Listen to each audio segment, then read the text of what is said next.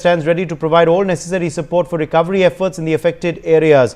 Sharad Kohli, economist, is with us on the broadcast. Sharad Kohli, clearly now helping hand being extended by various countries of the world. The Indonesian president has just put out a statement.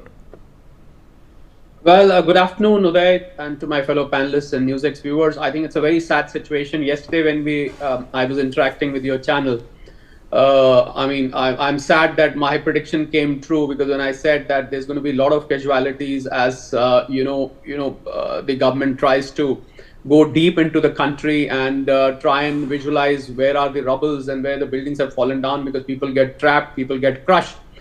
And sadly enough, that prediction came true. Now the toll has crossed 1,000. I have a feeling, although I'm a bit hesitant to say, that this will go up further, because there are a lot of people who are injured as well. And the authorities are yet to reach, every corner of the country. I'm especially referring to Myanmar, because there it's been more devastating. It's a tiny little economy, about less than probably 64 odd billion dollars, $500 billion the size, $500 billion the size of the Thai economy, primarily dependent on tourism. Myanmar has got a military rule. There's the junta government there. Already Myanmar was not in a very good political situation, being ruled by the army. It's a very poor country, for that matter. It's one of the poorest countries at the moment in Asia. So this is like applying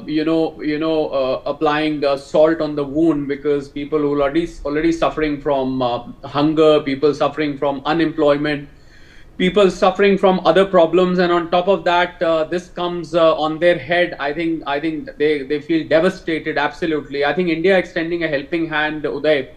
India has always had that stance, that neighbor first, and they are our neighbors, if not immediate neighbors. But Myanmar, of course, is our neighbor. And I think 15 tons of help material going from here, which I'm sure includes sleeping bags, as you said, which includes medicines, which includes food packets.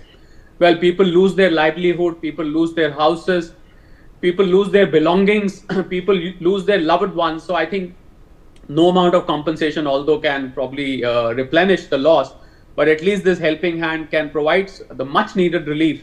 And I'm so glad WHO has come forward, because WHO had sort of lost its credibility after COVID, and more of statements rather than help, especially after the US pulling back a lot of help. So I'm glad that WHO is coming, and I'm sure a lot of other countries will join. Absolutely. In fact, we're getting more news now from Russia.